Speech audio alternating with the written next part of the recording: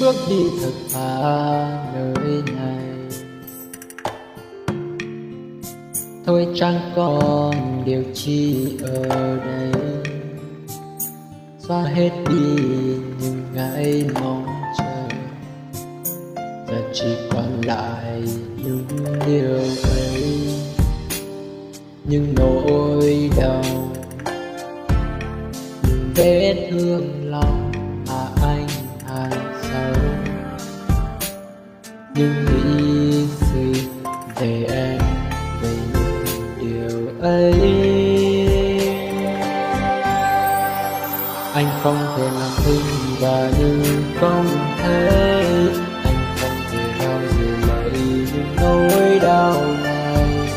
Sẽ xóa đi hết những nghi ngờ hay anh sẽ quên em, và anh xem em như chưa từng đến.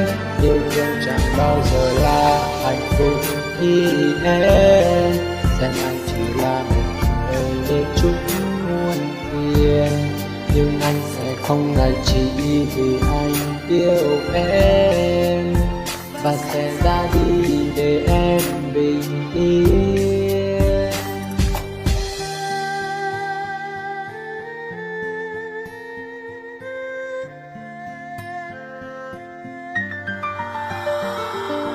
Anh đã đi xa anh, chỉ còn mình anh nơi đây.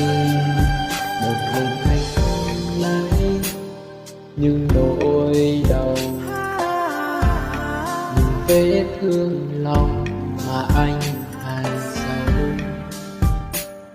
những nghĩ suy về em, về những điều ấy.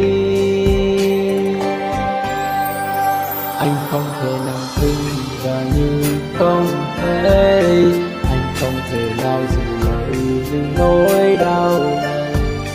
Sẽ xa đi thêm những nghi ngờ hay anh sẽ quên em, và xem em như chưa từng đến.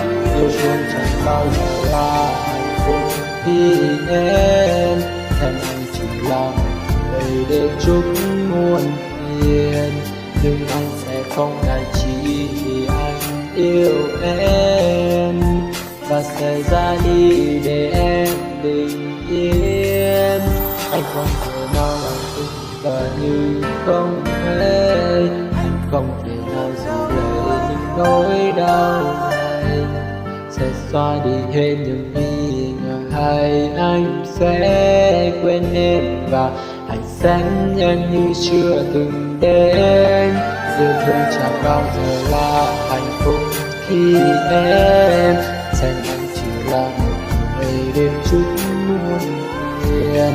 Nhưng anh sẽ không ngại chỉ vì anh yêu em, và sẽ ra đi để em bình yên.